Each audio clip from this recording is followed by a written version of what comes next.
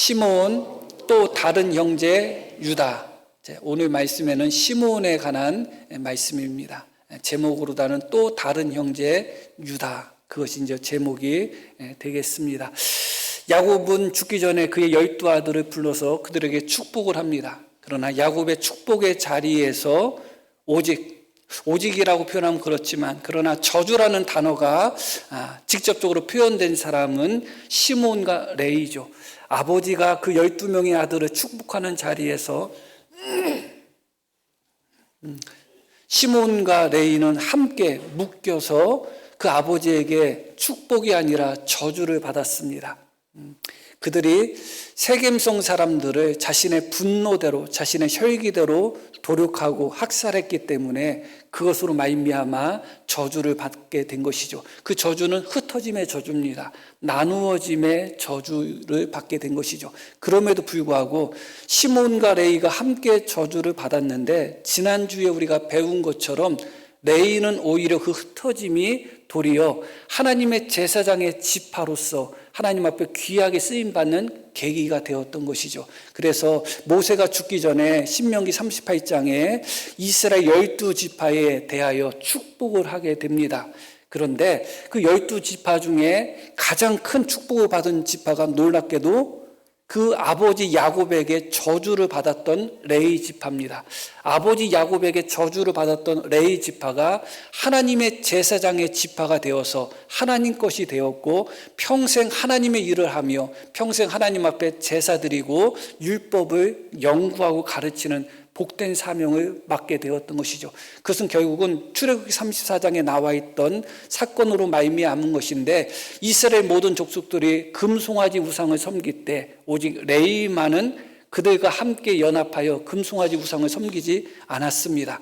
그러고 모세가 산에서 내려왔을 때 그들을 향하여 외쳤죠. 누구든지 여호와와 함께 하는 자, 여호와 편에 선 자는 내게로 오라 했을 때 레위 지파가 다 모세에게 연합하였습니다. 그러고 우상을 섬겼던 자들을 처단하게 되는데, 때로는 그 우상을 섬겼던 자가 부모라 할지라도, 형제라 할지라도, 이웃이라 할지라도 레위 지파는 하나님을 사랑하는 마음으로 그 일을 순종한 것입니다. 그로 말미암아 레위 지파는 야곱에게 있어서는 저주를 받은 지파였지만 모세 시대 때부터 가장 큰 축복을 받은 하나님의 지파가 된 것이죠. 그런데 신명기 38장에 모세가 이스라엘 12지파를 향하여 축복했다고 말씀을 드렸잖아요. 그런데 엄밀히 따지면 11지파입니다. 왜 11지파냐? 빠진 지파가 있어요. 어떤 지파가 빠졌을까요?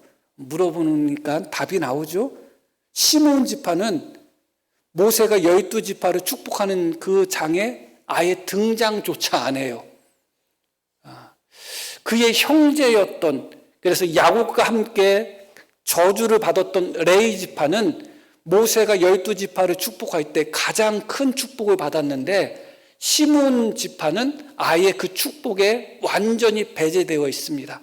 그 지파가 빠져 있어요.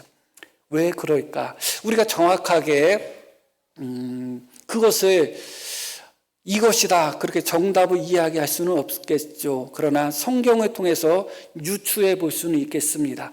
아마 고스비 사건이 계기가 되지 않았을까, 그렇게 생각하게 됩니다. 그것이 민수기 25장에 나오는데, 이 내용이 어떤 내용이냐, 모압 평지에 이스라엘 백성들이 진을 쳤을 때 모압 왕 발락이 이스라엘 백성들을 보고 두려워합니다. 그래서 그때 당시에 이방 선지자였던, 여호와의 선지자라고 보기에는 조금 부족했던 발람 선지자라는 자가 있거든요. 그래서 발람을 불러다가 이스라엘 백성들, 이스라엘 민족을 저주하게 부탁을 합니다. 모압 왕 발락이 그런 부탁을 해요.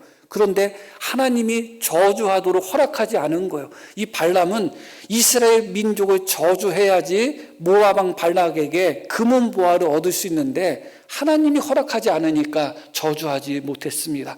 어쩔 수 없이 고향으로 돌아가는데, 돌아가다가 이 발람이 돌아와서 무슨 짓을 꾸미느냐, 하나님은 거룩한 하나님이기 때문에 이스라엘 백성이 음행하거나 우상을 섬기면 틀림없이 하나님이 그들을 심판하실 것을 발람이 알았어요. 그래서 그 발람이 모압 왕 발락에게 꾀를 냈는데 그 꾀가 무엇이냐? 이스라엘 백성들을 음행하도록 만들게 한 겁니다. 우상을 섬기도록 만들게 한 것입니다. 그래서 모압 여인들과 미디안 여인들이 함께 이스라엘 남자들을 유혹해서 그들이 우상을 섬기는 바알 신을 섬기는 바알 부울 우상인데 섬기는 자리에 이스라엘 남자들을 불렀어요. 그리고 그 자리에서 음행한 겁니다. 그랬더니 어떻게 될까요? 하나님이 그들에게 이스라엘 백성들에게 큰 심판을 내리시는 겁니다. 연병을 내리고, 연병이라고 표현은 그렇지만 전염병을 내리고 크게 심판을 내리신 것이죠. 그것이 바로 고스비 사건, 바알 부울 사건이라고 합니다. 그것이 바로 민수기 25장에 나와 있는 사건인데 이스라엘 백성들이 하나님 앞에 범죄함으로 말미암아 하나님의 심판을 받는 거예요. 지금 바알을 섬기고 음행을 함으로 말미암아 하나님의 심판이 그들에게 임하여 많은 사람이 죽습니다. 그 과정 속에서 25장 6절에 보면 이렇게 말씀이 나와요. 이스라엘 자손의 온 회중이 회막문에서 울 때에 회막은 성막이죠. 하나님이 임재하시는 그 성막입니다. 그 문 앞에서 이스라엘 모든 자손들이 울었다. 그것은 뭐 더 깊이 들어가면 다른 의미가 있는지는 모르겠지만 회개하고 있는 거죠. 이스라엘 백성들이 두 가지 의미가 있을 거예요. 하나님 앞에 회개하는 의미가 있을 테고 또 하나는 자기들 형제들 중에 많은 사람들이 죽고 있으니까 하나님의 심판으로 죽어가고 있으니까 너무 슬퍼서 울고 있는 거예요. 그렇게 이스라엘 백성들이 하나님의 성막 앞에서 모여서 울고 있을 때 이스라엘 자손 한 사람이 등장해요. 모세와 온 회중의 눈앞에서 회막 앞에서 하나님 앞에 회개하고 울고 있는 그들 눈앞에서 미디안의 한 여인을 데리고 그의 형제에게로 온지라. 제사장 아론의 손자 엘르아살의 아들 비느하스가 보고 회중 가운데서 일어나 손에 창을 들고 그 이스라엘 남자를 따라 그의 막사에 들어가 이스라엘 남자와 그 여인의 배를 꿰뚫어서 두 사람을 죽이니 연병이 이스라엘 자손에게서 그쳤더라. 이렇게 말씀이 나와요. 모든 이스라엘 백성들이 자신들의 죄와 그로 인하여 하나님의 심판으로 인하여 두려워하고 회개하고 눈물 흘리고 있는 거예요. 하나님의 회막 앞에서. 그런데 그들이 보는 앞에서 미디안 여인을 데리고 와가지고 자기 처소에 들어가서 그곳에서 잠자리를 하고 있는, 음행을 하고 있는 인간이 하나 있는 거예요. 얼마나 완악하겠어요. 똑같은 죄도 남들이 보지 못하는 데서 누가 볼까봐 몰래 범하는 것과 아예 뻔뻔하게 드러내놓고 범하는 죄는 다른 거예요. 요즘은 간통죄가 폐지되고 어쩌고 하니까 바람핀 사람들이 배우자가 더 뻔뻔하게 군다고 하더라고요. 이상한 시대가 돼버렸어요. 그런데 바람을 피고 나서도 내가 잘못했다 하는 것과 뻔뻔하게 드러내놓고 아이고 하고 싶으면 해, 이혼하면 난 더 좋지 하면서 바람 피는 것은 다른 이야기잖아요. 지금 이 한 사람은 이스라엘 백성들이 회개하고 눈물 흘리는 그들 눈앞에서 미디안 여인 한 사람을 데리고 와서 자기 숙소에 들어가서 잠자리를 하고 있는 거예요. 그 모습이 이 비느하스, 아론의 아들 비느하스, 레위 집하고 제사장입니다. 너무 분한 거예요. 너무 화가 나는 거예요. 그래서 창을 가지고 가서 그 막사에 들어가서 둘이 붙어있는 이 여자와 남자를 창으로 꿰뚫어서 한 번에 죽여버립니다. 그리고 이어지는 말씀 보니까 9절. 그래서 연병이 그쳤다고 나오죠. 그것으로 말미암아. 그런데 그렇게 비느하스로 말미암아 그 심판이 이루어져서 연병이 그치기까지 몇 명이 죽었느냐? 그 연병으로 죽은 자가 24,000명이었다. 한 60만 명 중에서 24,000명이 죽었으니까 얼마나 많이 죽은 거예요. 그런데 그 사람이 누구냐? 이스라엘 백성들이 회막 앞에서 눈물 흘리며 회개하고 있을 때 한 여인을 데리고 와서 그들이 보는 앞에서 음행을 범했던 그 완악하고 악했던 자가 누구냐? 이어지는 말씀. 죽임을 당한 이스라엘 남자, 곧 미디안 여인과 함께 죽임을 당한 자의 이름은 시므리니 살루의 아들이요 시므온인의 조상, 시므온 지파의 조상의 가문 중에 한 지도자다. 너무 놀랍지 않아요? 그렇게 완악하고 그렇게 하나님을 향하여 대적하는 마음을 품었던 자, 그래서 모든 사람들이 눈물 흘리며 회개하는 그 순간에도 아직 하나님을 전혀 두려움이 없이 뻔뻔스럽게 한 여인을 데리고 와가지고 사람들이 보는 앞에서 음행을 저질렀던 자가 누구냐? 시므온 지파라는 거예요. 시므온 지파의 한 지도자라는 겁니다. 그 사람이 누구냐? 시므리야, 시므리. 그리고 같이 있었던 여인은 미디안 족장의 딸인 고스비라는 여인이 함께 있었죠. 그리고 놀랍게도 그 시므온 족장 중에 하나인 시므리를 죽인 사람이 누구냐? 레위 지파 제사장인 비느하스예요. 레위와 시므온은 형제여서 함께 그들의 칼을 가지고 세겜성 사람들을 도륙했던 자들이었지만, 그러나 레위 지파는 출애굽기 34장 이후로 변화되었죠. 그래서 그들의 칼은 어떻게 사용된 거예요? 하나님을 위해서 사용이 되었잖아요. 지금도 하나님을 완악하게 끝까지 대적하고 하나님을 향하여 끝까지 대항했던 이 시므온 지파의 지도자인 시므리를 향해서 레위 지파의 한 사람인 비느하스가 창으로 그들을 심판하는 것을 보게 됩니다. 이와 같이 레위 지파는 함께 시므온과 함께 범죄하였고 함께 저주를 받았지만 하나님의 지파로서, 하나님의 제사장으로서, 하나님이 선택한 백성으로서 이렇게 하나님 앞에 귀하게 쓰임을 받게 된 것이죠. 그렇기 때문에 모세의 축복에 있어서 레위 지파는 가장 큰 축복을 받았습니다. 그런데 함께 저주를 받았던 이 시므온 지파는 여전히 그 완악함이 더 완악함으로 나아갔어요. 어떤 사람은 책망하면 듣는 사람이 있고, 어떤 사람은 책망하면 오히려 더 반항하는 사람이 있죠. 사람마다 기질이 달라요. 레위는 그 아버지의 저주로 말미암아 돌이켰고 회개했지만, 시므온은 아버지의 저주가 있었음에도 불구하고 끝까지 완악한 길로 갔습니다. 그래서 결과적으로 어떻게 되었는가? 이스라엘이 출애굽한 후에 두 번에 거쳐서, 광야에서 두 번에 거쳐서 인구 조사를 하게 됩니다. 표를 한번 띄워주시기를 바랍니다. 제가 그냥 만든 건데 다른 분이 잘 만들어 놓은 거 쓰려다가 두 번의 인구 조사를 해요. 첫 번째 인구 조사는 출애굽한 지 2년째 되는 해에 했고, 두 번째 인구 조사는 출애굽한 지 40년째, 이제 곧 있으면 가나안 땅에 들어가는 그때에 한 겁니다. 그러니까 첫 번째 인구조사는 애굽에서 나오자마자 했다고 생각하시면 되고, 두 번째 인구조사는 가나안 땅에 들어가기 직전에 한 것입니다. 어디서 했느냐? 첫 번째 인구조사는 시내산에서 했고, 두 번째 인구조사는 모압 평지에서 했는데, 첫 번째 인구조사의 총수가 몇 명이냐? 60만 3,550명이었어요. 그리고 두 번째 38년이 흐른 후에 두 번째 인구조사 때는 60만 1,730명. 몇 명이 줄었느냐? 1,820명. 그러니까 광야에서 이스라엘의 1세대, 애굽에서 나왔던 1세대들이 다 광야에서 불순종으로 죽었잖아요.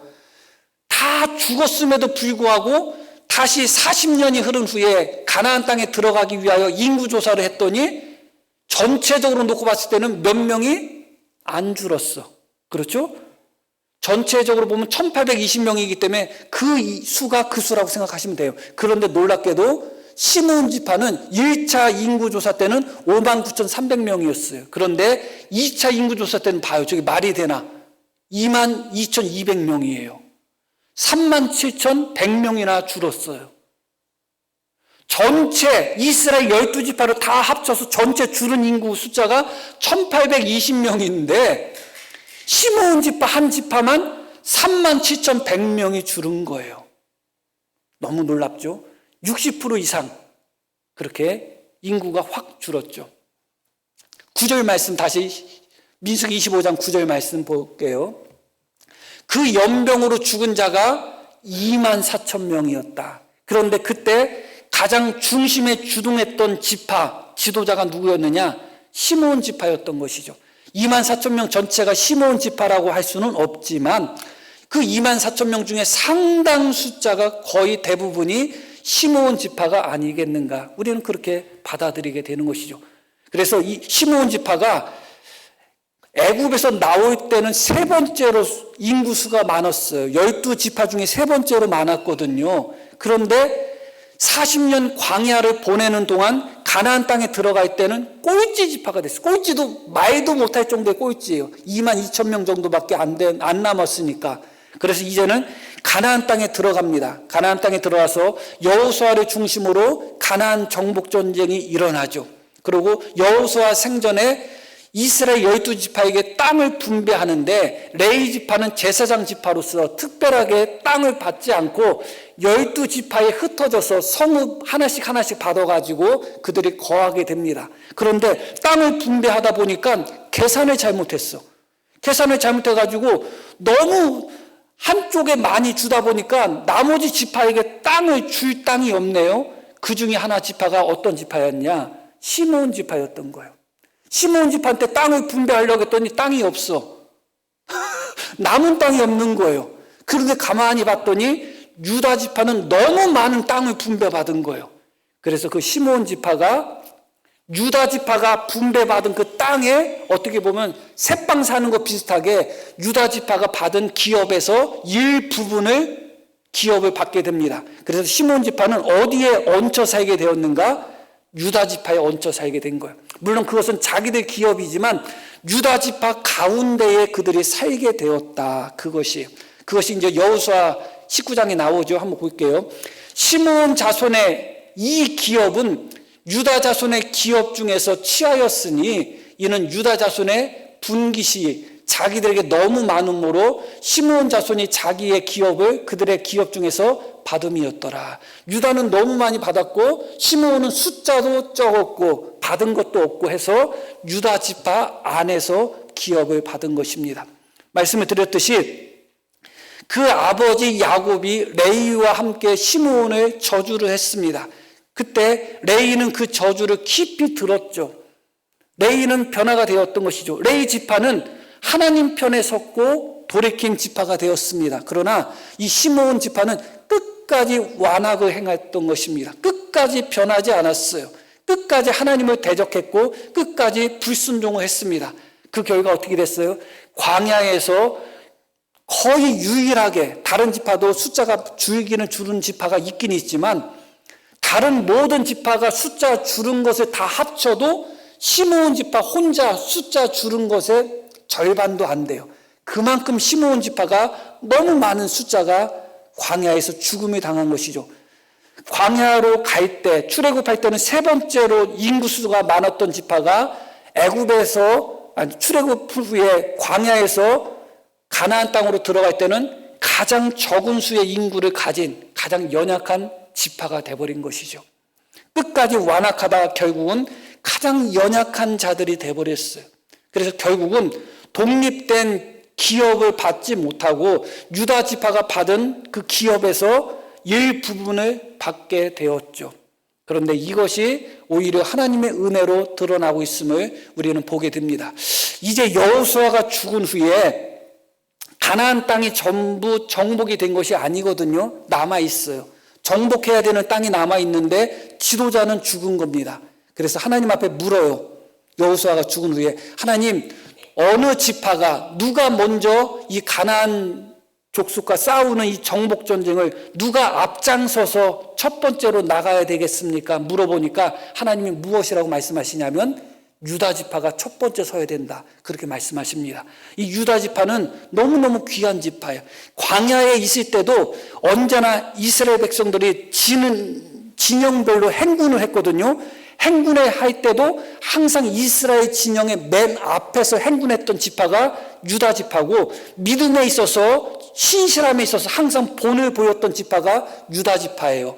가나안 땅을 분배할 때도 에브라임 지파는 왜 우리에게 더 많은 땅을 안 줍니까? 더 많은 땅을 주세요. 그랬어요. 다른 지파들은 땅을 못 받은 지파도 많은데 에브라임 지파는 더 많은 땅을 달라고 한 거예요. 그런데 유다 지파는 비록 자기들이 많은 땅을 받았다 할지라도 기꺼이 기꺼이 시므온 지파들에게 자기들이 받았던 기업을 나누어 주었단 말이죠. 모든 부분에 있어서, 믿음에 있어서 특히 유다 지파는 그렇게 본을 보였던 지파거든요. 이제 여호수아가 죽은 후에 가나안 전쟁, 나머지 전쟁을 하는데 첫 번째로 선봉으로 서야 되는 지파가 누구냐?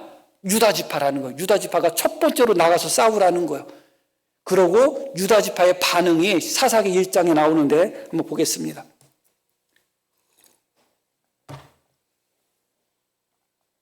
유다가 그의 형제 시므온에게, 그의 형제, 이 형제라는 단어는 굳이 안 붙여도 되는 거예요, 사실은. 이스라엘 12지파가 형제 아닌 지파가 어디 있어요? 그런데 그의 형제, 일전에는 시므온과 레이가 형제였어요. 나머지도 형제였지만 시므온과 레이가 형제로서, 단짝으로서 못된 짓을 했어요. 그런데 이제는 시므온 지파가 유다 지파 안에 거하다 보니까 시므온 지파와 유다 지파가 형제로 표현되고 있는 거예요. 그리고 실제로 레아가 낳았던 6명의 아들 중에 유다와 시므온은 형제잖아요. 첫째가 르우벤이고, 둘째가 시므온이고, 셋째가 레이고, 넷째가 유다거든요. 그래서 시므온과 유다는 형제가 됐는데 이것은 특별한 의미에서의 형제라 그렇게 이해하시면 됩니다. 유다가 그의 형제 시므온에게 이르되 내가 제비 뽑아 얻은 땅에 나와 함께 올라가서 가나안 족속과 싸우자. 그리하면 나도 내가 제비 뽑아 얻은 땅에 함께 가리라 하니 이에 시므온이 그와 함께 가니라. 말씀드렸듯이 가나안 땅의 전쟁에 선봉으로 섰던 지파가 어디라고요? 유다 지파예요. 하나님이 유다 지파가 나가야 된다 했는데 그 선봉에 선다는 것, 첫 번째 그 전쟁을 수행한다는 것은 너무 영광스러운 거거든요. 하나님이 유다 지파를 믿었기 때문에 유다 지파를 보낸 거예요. 그런데 그 유다 지파가 시므온 지파에게 우리는 형제 아니냐, 함께 싸우자 한 거예요. 그래서 그 첫 번째 선봉에 섰던 전쟁에 유다 지파만 선 것이 아니라 놀랍게도 시므온 지파가 유다 지파와 함께 여호와의 전쟁에, 가나안 정복 전쟁에 선봉에 서게 되는 것입니다. 놀라운 은혜인 것이죠. 왜 하나님께서 시므온 지파를 연약하게 만드시고 그들이 나름대로 기업을 얻지 못하고 오히려 유다 지파가 얻은 기업을 함께 나누어서 유다 지파와 함께 거하도록 하셨는가? 그 이유가 여기에 있었던 거예요. 시므온 지파는 독립적으로 있어봤자 그들의 완악함으로 망할 수밖에 없는 거예요. 시므온 지파가 강대한 지파였다면 다른 연약한 지파에게 긍정적인 영향이 아니라 부정적인 영향을 미칠 수밖에 없는 거예요. 그런데 유다 지파는 원래 강력했던 지파인 동시에 하나님 앞에 너무너무 신실했던 지파예요. 하나님은 가장 신실하고 가장 하나님을 잘 섬기는 그 지파 속에 가장 완악하고 가장 불순종하는 지파를 집어넣으신 겁니다. 하나님은 믿으신 거죠. 뭘 믿은 거예요? 유다 지파가 시므온 지파에게 영향을 받아서 완악하게 될 것을 믿은 것이 아니라 그 완악하고 불순종하는 시므온 지파라 할지라도 소수가 되었고 유다 지파 안에서 기업을 받았기 때문에 그들이 믿음의 지파인 유다 지파의 영향을 받아 변화될 것을 하나님은 기대하신 것이죠. 하나님은 유다 지파에게 은혜를 베푸시기를 유다가 아니라 시므온 지파에게 은혜를 베푸기를 원한 거예요. 이스라엘은 12지파잖아요. 완악하다고 해서 바로바로 잘라버리면 어떻게 해요? 안 되잖아요. 제가 며칠 전에 들은 가슴 아픈 소식 중에 하나, 분란이 있는 교회가 있었는데 담임 목사님이 떠나셨고 이제 담임 목사님 편을 들었다고 표현하면 그렇지만 편을 들었던 분들이 있는데 다른 분들이 너 담임 목사 편 들었으니까 떠나라, 나가라 그런다는 거예요. 지금 너무너무 가슴 아픈 일 아니겠어요? 시므온 지파, 완악한 지파고 끝까지 하나님 앞에 불순종했던, 도저히 가능성이 없어 보이고 소망이 없어 보이고 변하지 않을 것 같은 지파라 할지라도 하나님은 포기할 수가 없는 거 아니에요? 하나님은 그 지파를 유다 지파 가운데 심어버리신 겁니다. 그래서 놀랍게도 그들이 여호와 전쟁의 선봉에 앞장섰던 유다 지파와 함께 가나안 전쟁을 가장 앞장서서 하게 되는 것이죠. 그 과정 속에서 유다 지파가 시므온 지파를 닮아간 것이 아니라 시므온 지파가 유다 지파를 닮아가게 된 것이죠. 거기서 오늘 말씀이 끝나지는 않습니다.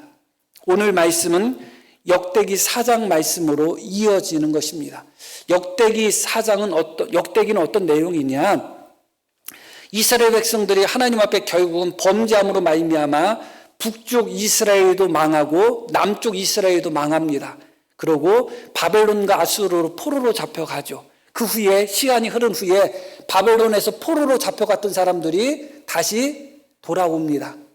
그러니까 왜 우리가 멸망할 수밖에 없었는지, 왜 우리가 포로로 잡혀갈 수밖에 없었는지 그것을 신학적으로 다루기 위하여 기록된 것이 역대기예요. 그렇기 때문에 조상들 때부터 이야기를 쭉 쓰면서 이렇게 우리가 하나님 앞에 범죄하였기 때문에, 이렇게 우리가 하나님을 배반했기 때문에 우리가 망했고 우리가 포로로 잡혀갔으니 이제는 우리가 다시 포로에서 돌아왔으니 하나님 앞에 돌아가야 된다. 그 내용을 그것을 중점을 두고 기록된 것이 역대기상, 역대기하가 되는 것입니다.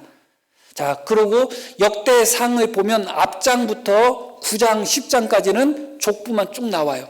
족보만 쭉 나오는데 역대기 4장에는 유다 지파의 족보가 나오고 유다 지파가 첫 번째로 나와요. 당연히 첫 번째로 나올 만합니다. 그리고 놀랍게도 두 번째로 나오는 지파가 어디냐? 시므온 지파가 유다 지파 바로 다음으로 족보가 기록되어 있어요. 자, 그 내용 한번 볼까요?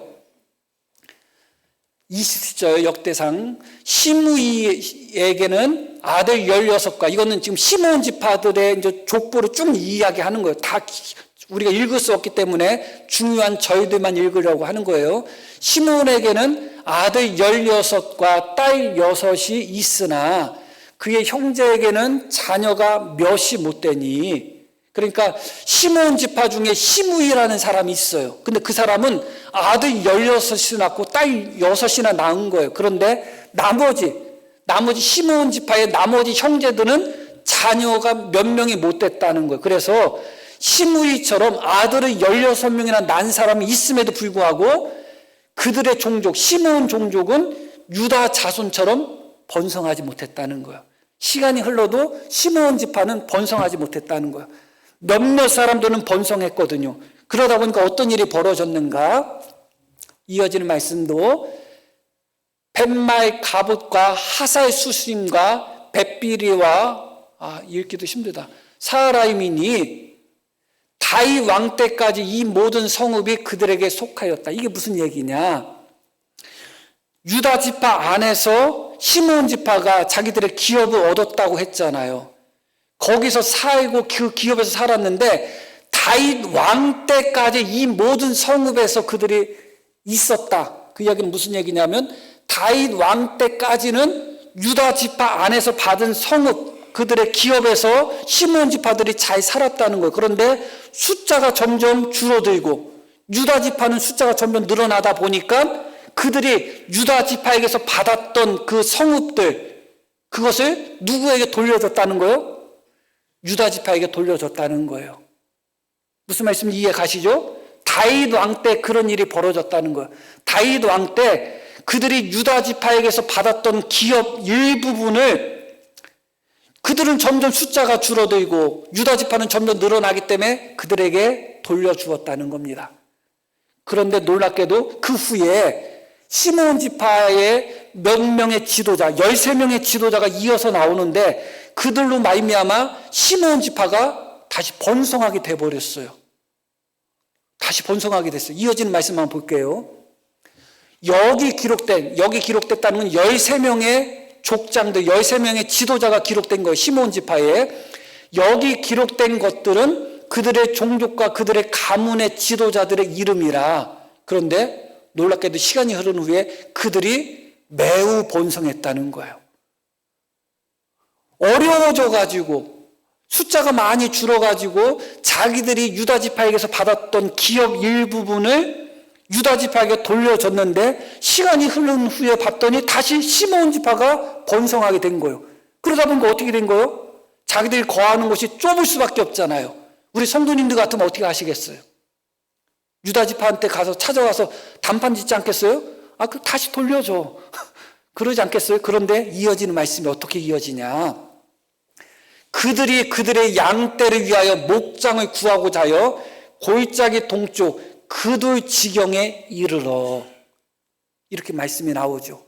그러니까 우리가 그때 숫자가 적어서 당신들한테 주었던 그 성읍, 그 땅을 우리에게 돌려주세요 하지 않았어요.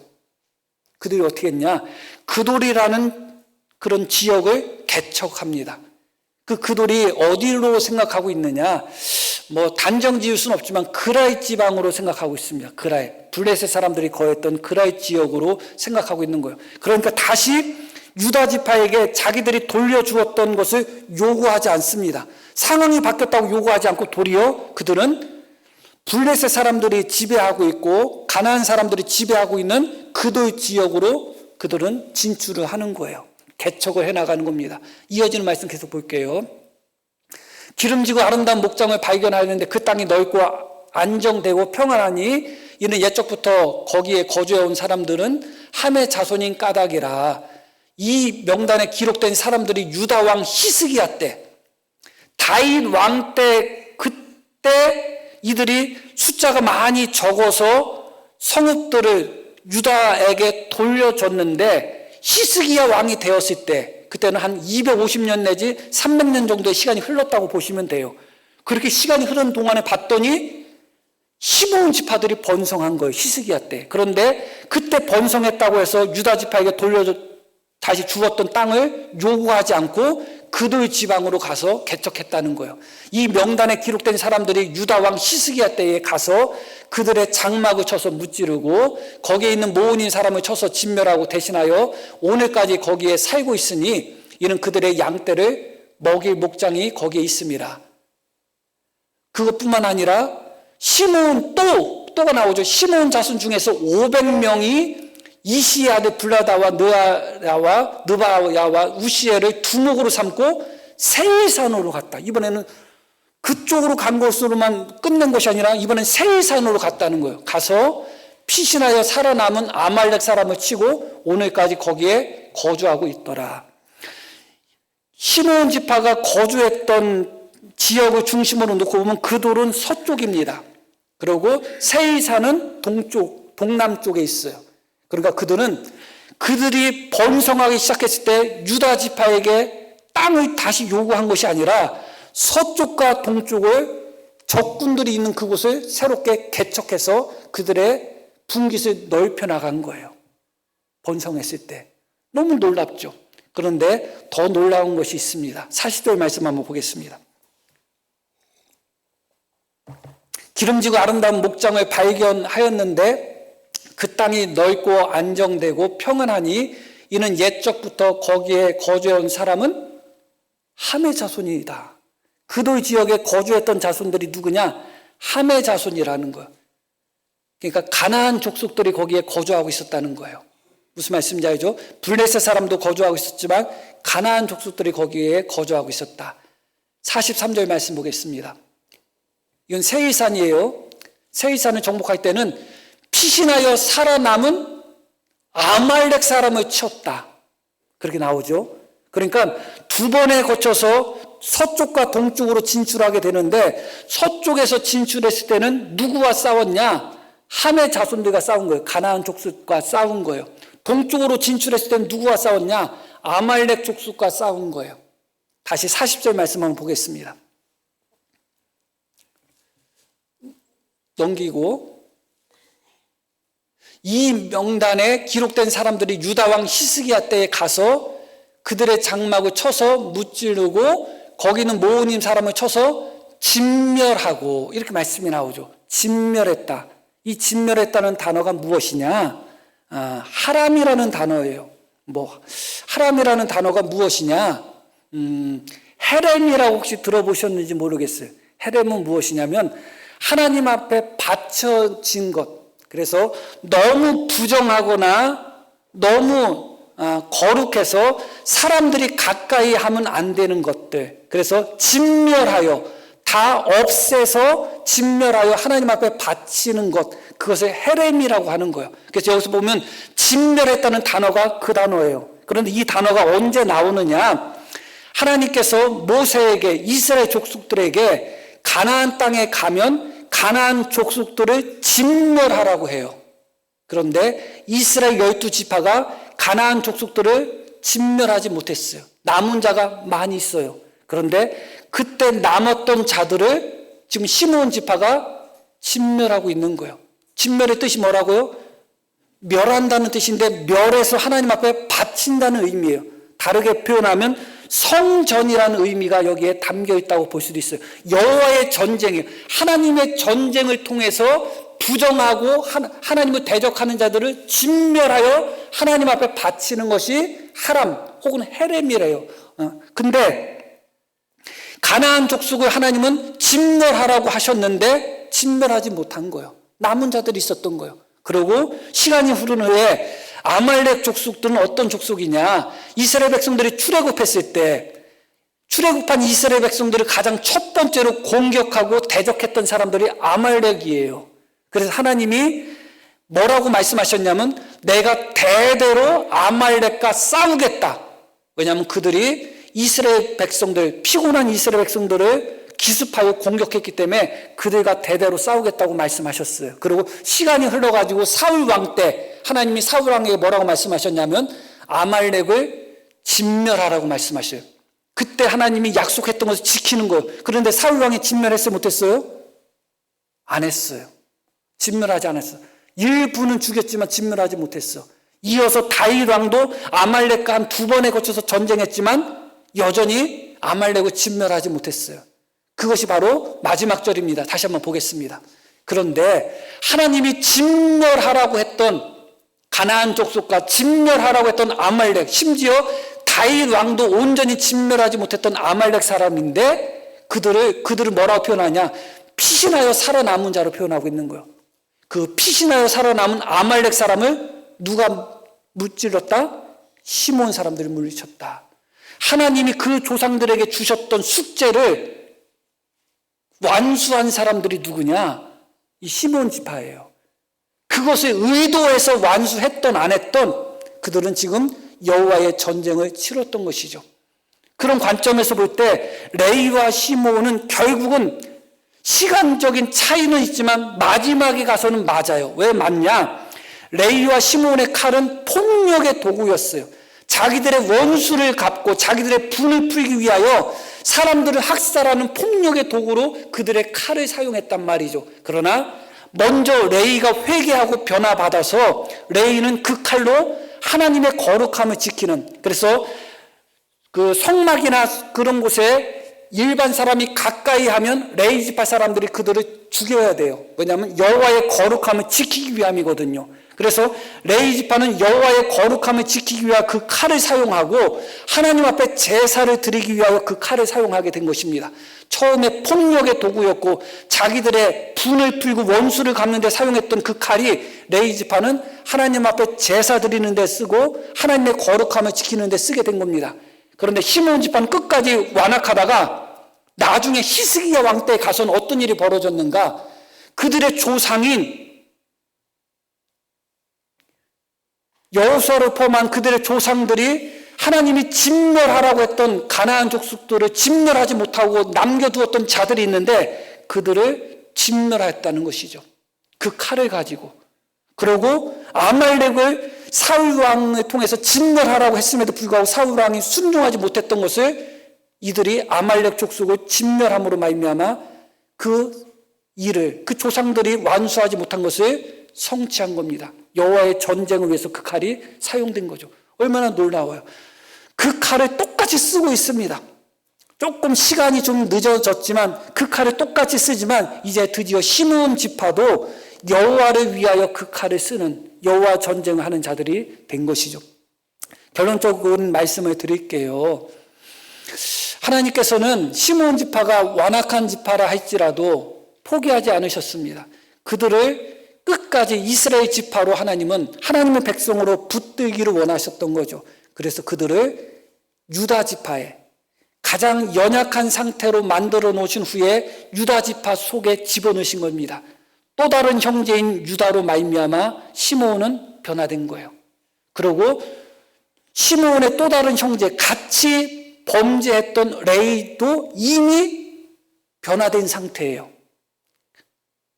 무슨 말씀인지 이해 가시죠?